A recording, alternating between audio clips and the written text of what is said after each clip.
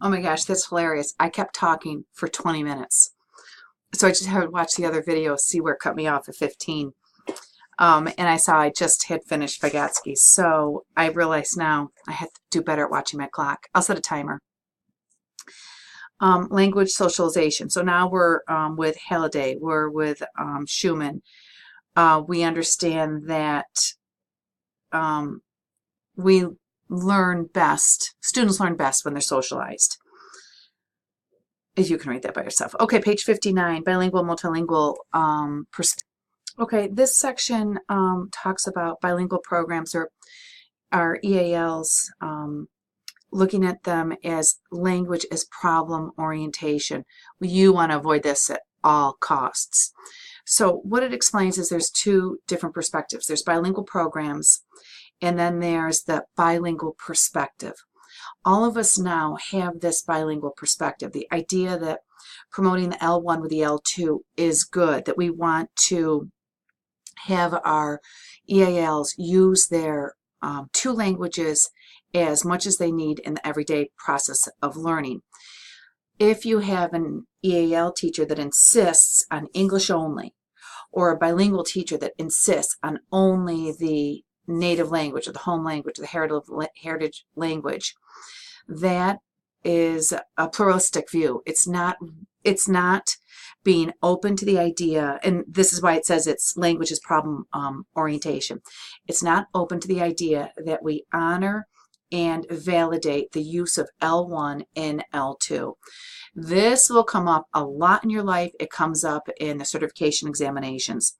Whenever there is an opportunity for a student to be able to use the L1 to support the L2, we say, yes, this is okay. Research has come a long way in this area.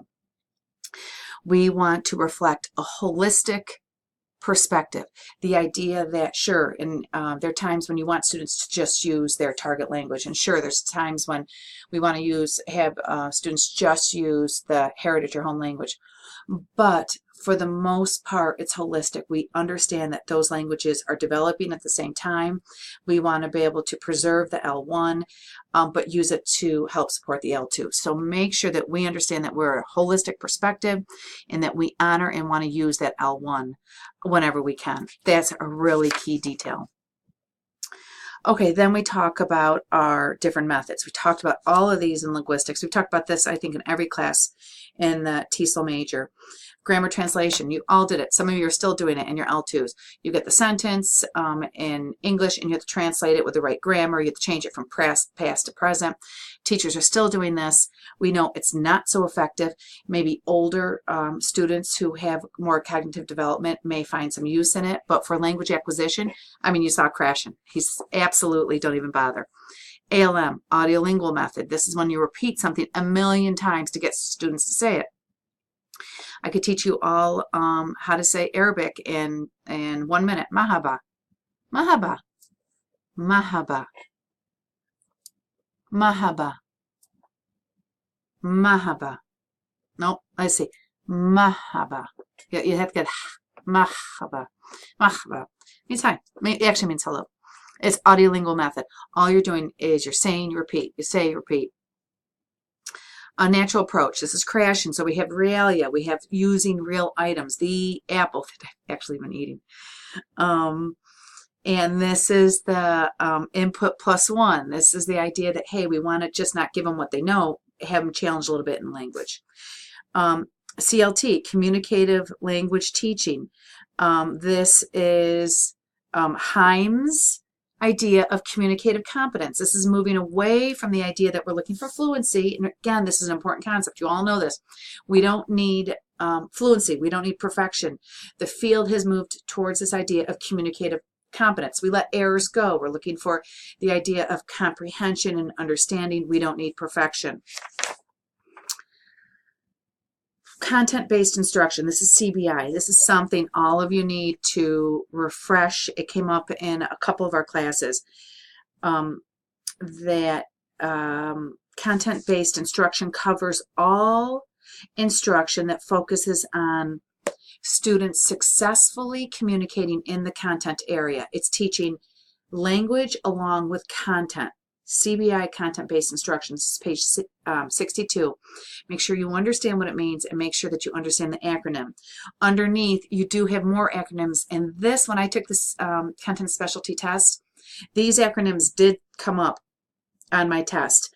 SDAIE, SADE, which is Specially Designed Academic Instruction in English, CALA, Cognitive Academic Language Learning Approach, and CEOP, Sheltered Instruction Observation Protocol. All of this is sheltered English, and we talked about this last semester in the other courses. This is the idea that you're teaching language within content.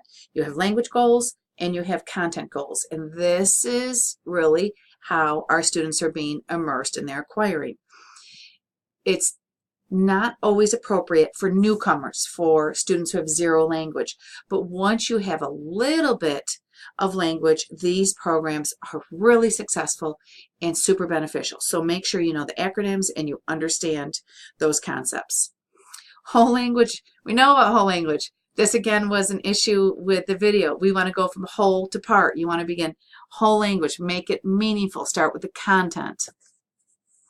Critical pedagogy, here we are with our friend Paulo Freire.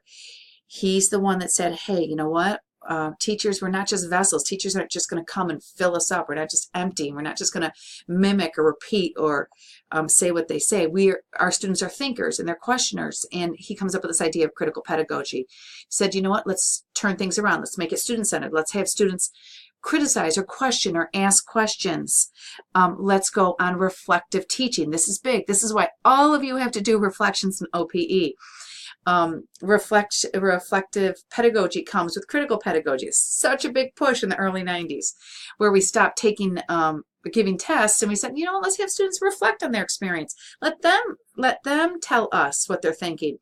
Reflecting and practices are big. They'll continue to be big. You could take off, this is a big portion of assessment. And this is all comes from critical pedagogy and Freire.